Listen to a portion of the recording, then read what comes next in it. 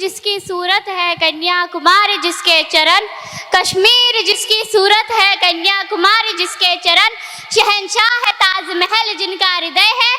ऐसे इस पवित्र भूमि पर उपस्थित आप सभी गणमान्य व्यक्ति, मुख्य अतिथि, आदरणीय शिक्षकगण और मेरे प्यारे देशवासी भाई और बहनों को मैं मासूमा शबनम स्वतंत्रता दिवस की हार्दिक शुभकामनाएं भेंट करती हूँ। मैं उस देश की नागरिक हूँ जिसके होठों पे गंगा और हाथों पे तिरंगा है। वह देश जो कभी सत्यम शिवम सुंदरम, कभी वंदे मातरम, तो कभी पंजाब सिंध गुजरात द्रविड़ उत्कल बंगा है। वो देश जो हर ठुकराए हुए की परम क्षति बन जाता है और सात समुंदर पार परदेशियों को भी अपने ब्रदर्स एंड सिस्टर्स कहकर पुकारता है। और यही प्रेम की प्रतिभा भारतवर्ष कहलाता है, भारतवर्ष कहलाता है। मैं भारतवर्ष का हरदम अमित सम्मान करती हूँ, मैं भारतवर्ष का हरदम अमित सम्मान करती हूँ। यहाँ की चांदनी मिट्टी का ही गुणगान करती हूँ। मुझे चिंता नहीं है, मुझे चिंता नहीं है स्वर्ग जाकर मोक्ष पाने की, क्योंकि तिरंगा हो कफन मेरा, बस यही अरमान करती हूँ, बस यही अरमान करती हूँ। मुझे आज खुलकर बोलना है और आप सभी को समझकर सुनना है। देशभक्ति एवं राष्ट्र निर्माण। मान्यवर, आजादी के पूर्व देशभक्ति के मायने कुछ और हुआ करते थे, आजादी के बाद कुछ और हुआ करते हैं। मैं नहीं मानती कि राष्ट्रगान के 52 सेकंड में सिर्फ खड़े होकर सुन लेना या गा लेना ही देशभक्ति है। मैं नहीं मानती कि वंदे मातरम या भारत माता की जोर शोर से नारे लगाना ही देशभक्ति है, क्योंकि ये वो सदी है जहाँ स्वीत एवं स्वार्थ के भावना में रचित लोग मुझे नजर आते हैं। ये वो सदी है जहाँ नीति, नियम और नैतिकता जैसे मूल्य कौड़ियों के भाव बेचते लोग मुझे नजर आते हैं। ये वो सदी है जहाँ अहिंसा, अहिंसा, सदाचार, समरसता, सादगी एवं स्नेह जैसे आदर्शों के धज्जियां उड़ाते हुए लोग मुझे नजर आते हैं। जिस घर में दो सगे भाई भी नीति, अमन और शांति के साथ बड़ी मुश्किल से जीते नजर आते हैं, और जिस देश के युवा फेसबुक, व्हाट्सएप और यूट्यूब जैसे सोशल नेटवर्किंग ऐप के मायाजाल में फंसे नजर आते हैं। तकलीफ तो मुझे तब होती है जब आज का ये नौजवान कानों में हेडफोन लगाए तेजी से बाइक चलाते हुए ये भूल जाता है कि जिस धरती को वो रौंदते हुए जा रहा है उसका एक एक इंच हासिल करने के लिए मेरे पूर्वजों ने खून की नदियां बहा दी थी। तकलीफ तो मुझे तब होती है जब आज का ये नौजवान जिसके कंधों पर जिम्मेदारी है अपने देश, अपने समाज, अपने राष्ट्र की आशाओं को बांधे रखने की, वही आज मुझे पबजी गेम में डूबे और शराब में भीगे हुए नजर आते हैं। इन विपरीत परिस्थितियों में देशभक्ति एवं राष्ट्र निर्माण हम सभी के लिए एक बहुत बड़ी चुनौती हो गई है।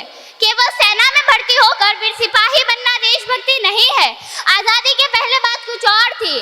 तब झांसी की रानी से लेकर भगत सिंह तक, स्वतंत्रता सेना वीर सावरकर से लेकर महात्मा गांधी तक इन्हें हम देशभक्ति कहते थे। लेकिन आज आजादी के बाद मायने बदल गए। आज मैं देशभक्ति कहूँ तो किसे कहूँ? तो जो लोग अपने समाज, अपने परिवार, अपने राष्ट्र के लिए समर्पण का भाव रखे तो वो है देशभक्ति। कर्तव्य पालन का भाव है देशभक्ति। धर्म अलोकता को प्रचार कर ईमानदारी से किया गया हर काम है देशभक्ति। एक गरीब बीमार बुजुर्ग को दवा दी जाए तो वो है देशभक्ति। एक पत्रकार अपनी पत्रकारी पूरी ईमानदारी के साथ करे तो वो है देशभक्ति। एक अध्यापक अपने छात्रों को पूरी ईमानदारी के साथ पढ़ाए तो वो है देशभक्ति। यहाँ तक के राष्ट्र निर्माण का पहला अभियान है देशभक्ति। और हर देशद्रोही के जीवन में आने वाला तूफान है हमारी सच्ची देशभक्ति, ताकि हर देशद्रोही ये समझ सके कि अगर तू परिंदा है तो ये आसमान तेरा है, अगर तू दरिंदा है तो ये शमशान तेरा है। भाईचारगी से रहना है तो रह इस जमीन में, वरना ये कब्र भी तेरी है और यही कब्रिस्तान तेरा है, और यही कब्रिस्तान तेरा है। मौनी में सो रहे लोगों, अब भी वक्त है कि जाग जाओ, इससे पहले कि तुम्हारी ये नींद राष्ट्र को ले डूबे। भाषा के नाम पे लड़ने झगड़ने वाले लोगों, अब भी वक्त है कि अपने राष्ट्रभाषा को जब का सिरमौर बनाओ और राष्ट्र में अपना योगदान दो, क्योंकि लड़ने झगड़ने से या ऊंच नीच करने से हमारा राष्ट्र निर्माण नहीं हो सकता।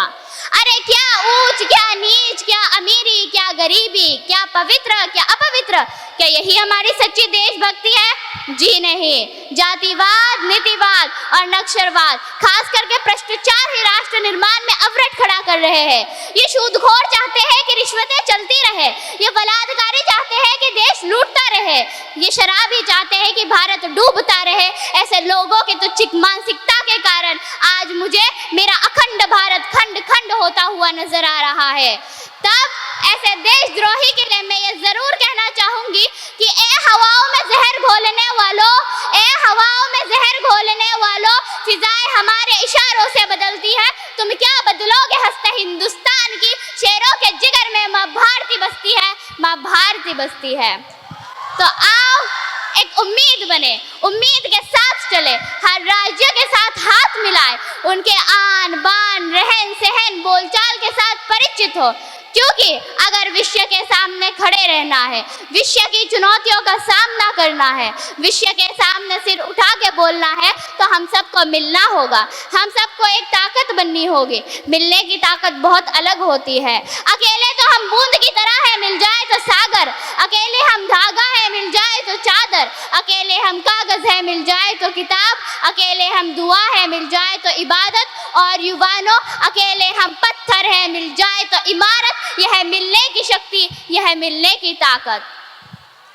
तब जाके इस देश का हर इंसान, इस देश का हर बच्चा, इस देश का हर बूढ़ा बुजुर्ग भी बहादुरी से निडर आवाज में कह पाएगा कि चाइना हो, रशिया हो, या हो फिर वो पाकिस्तान, चाइना हो, रशिया हो, या हो फिर वो पाकिस्तान, मेरे हिंदुस्तान से टकराना खेल नहीं आसान, मेरे हिंदुस्तान से टकराना खेल नहीं आसान। तब ये मेरा देश विश्व गुरु बन पाएगा।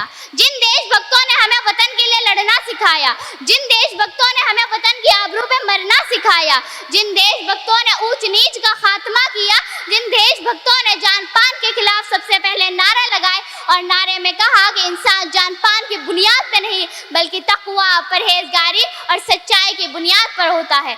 आज हम सभी को इन सभी बातों पर अमल करने की जरूरत है। ए युवानों, कागज की नाव को छोड़ दी हमने, कागज की नाव को छोड़ दी हमने, अब समुंदर की जिम्मेदारी है।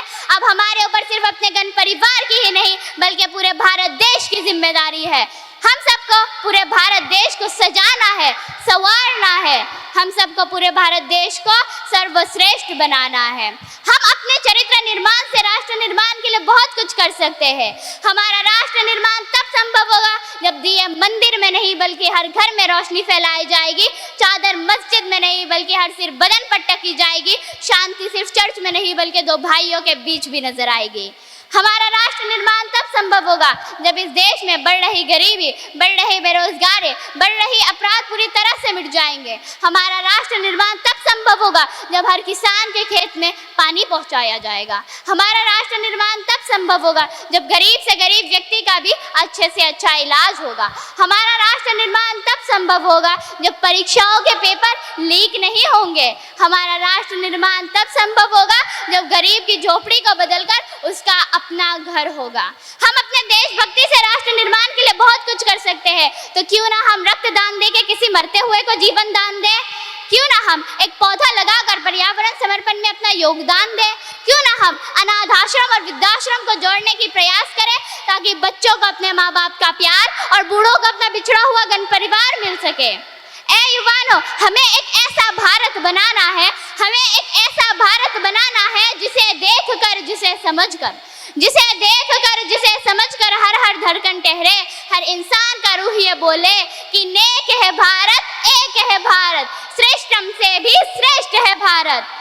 तो अंत में मैं बस इतना ही कहना चाहूंगी कि इस देश में हिंदू पैदा होते हैं, इस देश में मुस्लिम, सिख और ईसाई भी पैदा होते हैं, पर बदकिस्मती हम इंसान पैदा नहीं होते। और मेरे विचारों में ना हिंदू की जरूरत है ना मुसलमान की जरूरत है, राष्ट्र निर्माण के लिए केवल अच्छे इंसान की जरूरत है, केवल अच्छे इंसान की जरूरत है। ए युवानों, संकल्प बनो कि आजादी की कभी शाम नहीं होने देंगे, आजादी की कभी शाम नहीं होने देंगे, शहीदों की कुर्बानी बदनाम नहीं होने देंगे। बची हो जो एक बूंद भी गर्म लहू की, तब तक भारत माता का सिर नीलाम नहीं होने देंगे, भारत माता का सिर नीलाम नहीं होने देंगे। मेरी बातों का एक बार सोचिएगा जरूर। जय हिंद, जय भारत।